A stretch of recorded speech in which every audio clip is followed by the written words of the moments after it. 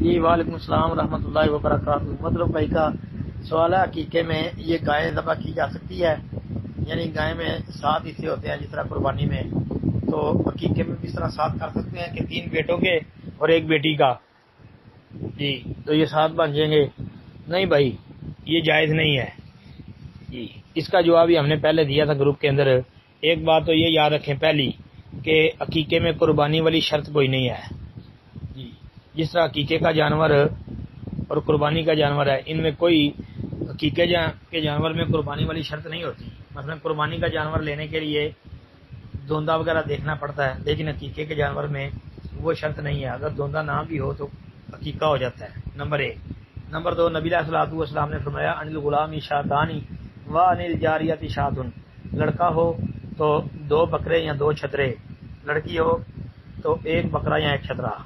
تو لفظ شاتن جو ہے اس کا مطلب ہوتا ہے، لغت کے اندر دیکھ لیں، یہ شاتن کا لفظ جو ہے یہ بکرے چھترے پر بولا جاتا ہے، تو بڑا جانور جو ہے گائے اونٹ، اس پر یہ لفظ استعمال نہیں ہوا۔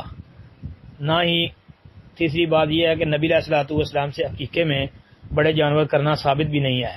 مثلا دیکھیں نبی علیہ السلام کے دور میں جو ہے صحابہ بچوں کے عقیقے کرتے تھے، لیکن اب دیکھیں حسن و حسین کے عقیقے ہوئے ہیں، اس کے بعد صحابہ بھی اپنے بچوں کے عقیقے کرتے تھے، تو کسی نے کبھی بڑے جانور کو عقیقے میں ذبح نہیں کیا جی۔ اگر کوئی ایسی بات ہوتی تو وہ ضرور اس پر عمل کرتے جی۔ چوتھی بات یہ ہے کہ اس ضمن میں جو روایت پیش کی جاتی ہے جی بڑے جانور کے حوالے سے، یعنی گائے اونٹ کے حوالے سے، وہ طبرانی صغیر کے اندر آتی ہے، وہ من گھڑت روایت ہے جی۔ اس کی سند میں مسعدۃ بن الیسع ایک کذاب راوی ہے، جیسا کہ مجمع الزوائد کے اندر امام حاشمی رحمۃ اللہ علیہ نے یہ بات بیان کر دی ہے جی۔